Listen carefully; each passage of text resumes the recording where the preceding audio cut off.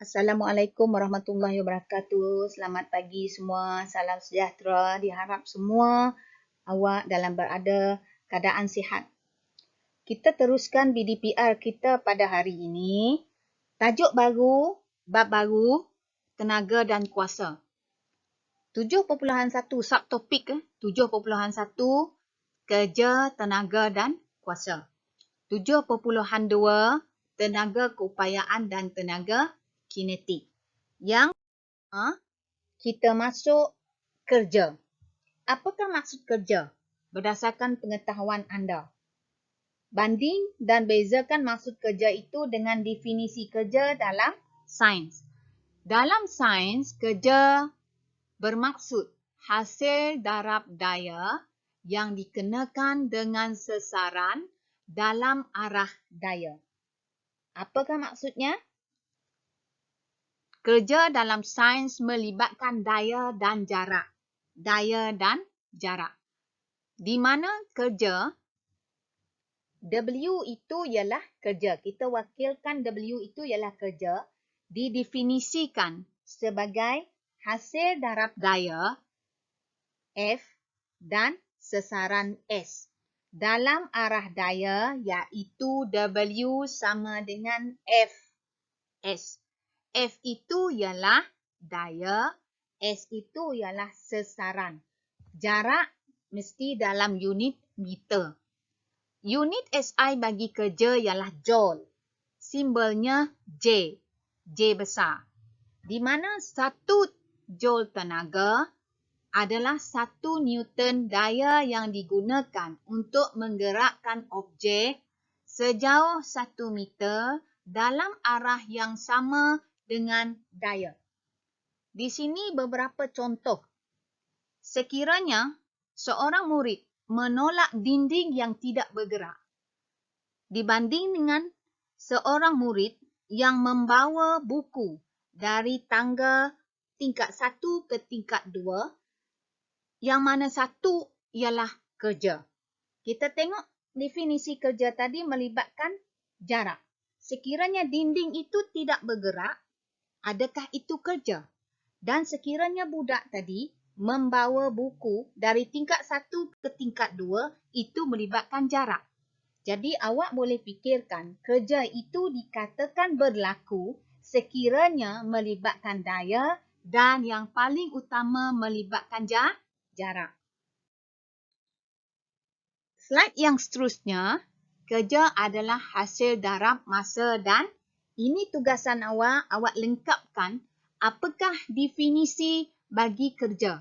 Kerja adalah hasil darab masa dan sila isi tempat kosong dengan pilihan jawapan yang disediakan. Seterusnya, tenaga dan kuasa. Tadi kerja. Yang kedua, tenaga. Tenaga bermaksud keupayaan melakukan kerja. Unit adalah joule sama simbol J. Itu ialah tenaga. Definisi bagi tenaga. Keupayaan melakukan kerja. Sementara kuasa diwakilkan oleh P, abjad P besar, ialah kadar melakukan kerja. Unit bagi kuasa ialah watt, simbolnya ialah W. Di mana 1 watt bersamaan dengan 1 joule per saat. 1 joule per saat. Kita nak mengira tenaga, kerja dan kuasa.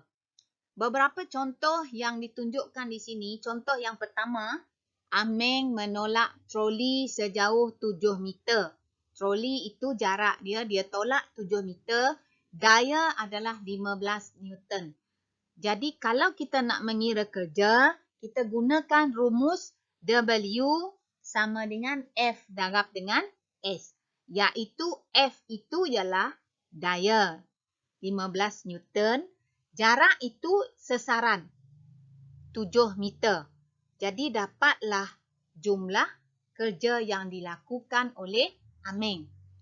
Contoh yang kedua, Aziz menarik kotak sejauh 3 meter. Daya yang dikenakan ialah 20 Newton. masa yang diambil adalah 10 saat. Mula-mula awak kena kira kerja. Kerja guna rumus F darab dengan S, iaitu F 20 Newton, S jarak 3 meter. Menghasilkan 60 Newton meter ataupun 60 Joule. Tetapi soalan ini mengkendaki awak mengira kuasa. Jadi gunakan rumus untuk kuasa kerja dibahagi dengan masa. Kerja itu ialah 60 Newton meter ataupun 60 Joule. Dibagi dengan masa. Masa mesti dalam saat. 60 dibagi 10 dapatlah 6 watt. Jadi kuasa di sini adalah 6 watt. Yang ketiga, tugasan awak yang ketiga, awak selesaikan yang ketiga. Seorang murid mempunyai berat badan 500 Newton, membawa beg seberat 100 Newton, menaiki tangga setinggi 10 meter. Hitungkan kerja yang dilakukan.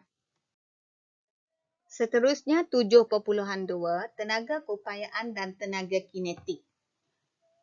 Tenaga keupayaan dan tenaga kinetik. Mula-mula kita masuk kepada tenaga keupayaan graviti. Apakah maksud tenaga keupayaan graviti?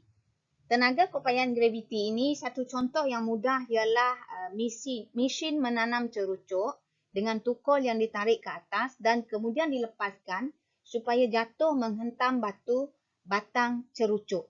Ini contoh tenaga keupayaan graviti yang digunakan dalam mesin menanam cerucuk.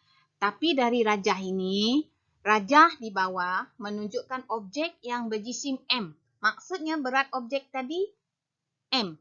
Diangkat setinggi H. H itu ialah jarak secara menegak dari permukaan bumi. Jadi apakah rumus untuk mengira kerja? Kalau melibatkan H, daya dan juga sesaran pada arah daya. M ialah berat. M ialah berat. Darab dengan tinggi diangkat ialah H. M ialah berat. Didarab dengan G, didarab dengan H. Menghasilkan rumus MGH, iaitu M ialah jisim objek dalam unit kilogram. G ialah pecutan graviti dalam unit meter per saat. Dan H ialah ketinggian dalam unit meter. Semua kerja yang dilakukan terhadap objek itu akan ditukarkan kepada tenaga keupayaan graviti kerana tiada bentuk tenaga yang lain dihasilkan. Jadi tenaga keupayaan graviti sama dengan kerja yang dilakukan, iaitu MGH. Seterusnya dari slide yang kedua, tenaga keupayaan kenyal. Tenaga keupayaan kenyal ini ialah tenaga yang tersimpan apabila sesuatu objek diregang, dimampat atau dibengkokkan. Contoh, buaian bayi yang bergerak dengan bantuan spring. Buaian bayi. Tapi contoh dari buku teks awak ialah stapler. Tenaga keupayaan kenyal digunakan dalam stapler sebab ia melibatkan spring. Spring yang diregang, dimampat atau dibengkokkan.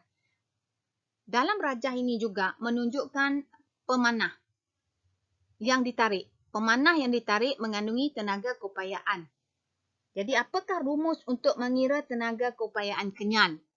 E itu ialah tenaga keupayaan kenyal sama dengan 1/2 darab dengan F darab dengan X. Iaitu F ialah daya regangan atau mampatan. Unitnya mesti Newton. N itu ialah Newton. Dan X itu ialah sesaran dari kedudukan keseimbangan. Unit bagi X ialah meter. Contoh bagi mengira tenaga keupayaan kenyal. Panjang asal bagi spring ialah 15 cm. Panjang baharu ialah 10 cm. Daya yang dikenakan ialah 30 Newton. Jadi, mula-mula kita kena cari jarak mampatan iaitu panjang asal ditolak dengan panjang baharu. Panjang asal 15, panjang baharu 10. Jarak di sini ialah 5 cm. Tetapi kita kena tukar 5 cm itu kepada unit meter. 1 meter 100 cm. Jadi kalau 1 cm kita kena bagi 5 bagi dengan 100 menghasilkan 0.05 meter. Apakah rumus untuk mengira tenaga keupayaan kenyal? Kita gunakan 1/2 darab dengan F darab dengan X, iaitu 1/2 darab dengan daya 30 Newton darab dengan jarak mampatan 0.05 menghasilkan jawapan 0.75 Newton meter ataupun 0.75 Joule. Ini kalau kita nak kira tenaga keupayaan kenyal, kena guna rumus 1/2 darab F darab dengan X. Yang terakhir ialah tenaga kinetik. Maksud tenaga kinetik, tenaga yang dimiliki oleh suatu objek yang bergerak. Contoh, kipas angin yang berpusing ataupun kereta yang bergerak mempunyai tenaga kinetik. Apakah rumus untuk mengira tenaga kinetik? 1/2 darab dengan M darab dengan V kuasa 2. Di mana M itu ialah jisim. Mesti dalam unit kilogram. Kalau dalam unit gram, kena tukar kepada kilogram. V itu ialah had laju. Had laju mesti dalam meter per saat. Tugasan awak. Sila buka muka surat 221, praktis formatif 7.2, soalan nombor 2 dan soalan nombor 3. Sila lukis rajah 1 untuk soalan nombor 3. Soalan nombor 3 itu melibatkan daya terhadap papan. Soalan nombor 2 mengangkat kerusi. Dan yang terakhir, terima kasih atas perhatian dan kerjasama awak. Sila buat tugasan itu dan selesaikan. Assalamualaikum warahmatullahi wabarakatuh.